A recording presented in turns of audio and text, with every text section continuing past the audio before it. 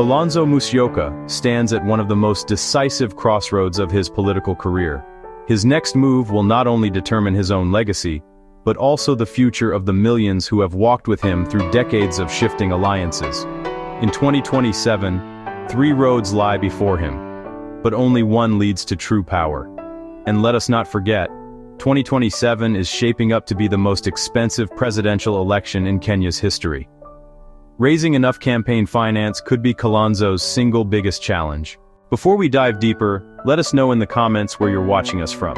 The county in Kenya, or the country if you're abroad. And if this is a topic you'd like to see more videos on, be sure to hit the like button and subscribe to Kenya 2027 Watch in order not to miss more videos like this. The first road is a gamble. Kalonzo could choose to remain in Rigathi Gachagua's noisy and divisive wing of the fractured Kenyan opposition. But this is a road paved with false hope. Gachagua has never hidden his presidential ambition. He has declared repeatedly that he will be on the ballot.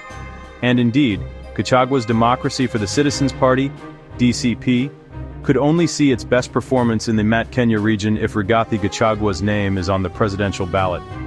To expect Gachagua to set aside that ambition for Kalonzo is to gamble against reality.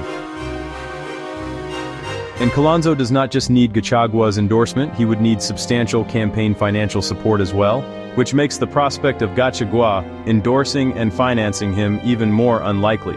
And even if, in a near impossible scenario, Gachagua were to endorse Kalonzo, the Matiang'i numbers are no longer assured entirely for Rigathi Gachagua. Vote-rich Kiambu and Murang'a will largely heed to a resurgent Uhuru Kenyatta's call and tilt more towards Fred Matiang'i in a head-to-head presidential contest with Gachagua-backed Kalonzo Musyoka, and Met Kenya East will lean more towards President William Ruto to secure Kindiki's political matrix for 2032. At best, Gachagua's DCP could collect a handful parliamentary seats, but nothing close to delivering a bloc Met Kenya presidential vote for Kalonzo Musyoka. The second road is for Kalonzo Musyoka to run alone. Kalonzo could mount his own presidential campaign, head-to-head against William Ruto, Rigathi Gachagua, and Fred Matiang'i. Bold? Yes. But painfully predictable. Kalonzo would command a strong showing in Ukambani counties, Kitui, Machakos, Makueni. But outside that region, too thin to make a serious national dent. The result? Billions wasted and a distant 4th place finish. And here lies the biggest problem. Financing a credible presidential race is Kalonzo's greatest challenge. Running alone would make that challenge even more daunting, not just for himself, but for his entire Wiper Brigade, which will be forced to battle well-funded UDA candidates across Ukambani. The third road is not just strategic. It is the only realistic path to power, joining William Ruto as running mate in 2027. This option guarantees Kalonzo the deputy presidency. More importantly, it positions him as the front-runner for 2032. The benefits are undeniable. Kalonzo and his Wiper Brigade could be spared a direct confrontation with UDA in their political strongholds, and they save billions in campaign costs. Raila's ODM base, having benefited immensely from Kalonzo's loyalty through 3 elections, could easily concede the deputy presidency slot for Kalonzo. A Raila-backed Ruto-Kalonzo ticket could be an unbeatable coalition. So the choice is clear. Kalonzo Musyoka can remain a bystander in Gachagua's false promises. He can run alone, only to emerge a distant 4th while drowning in financial strain. Or he can secure the deputy presidency with William Ruto in 2027 and become the presidential frontrunner for 2032.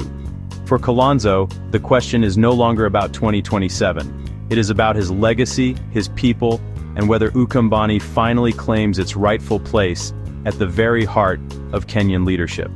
And for Gachagua, and those factoring Kalonzo's decision into their own political calculations, one warning must be remembered.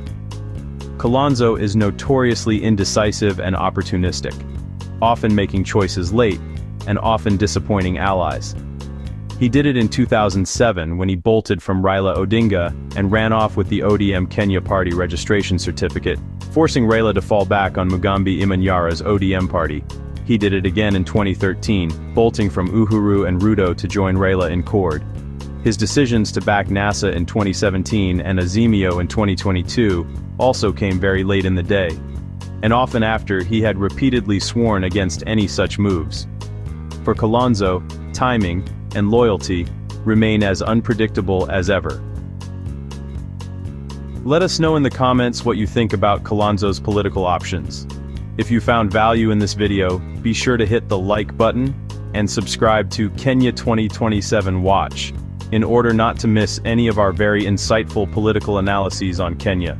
We're here on a serious mission to separate the facts from the propaganda.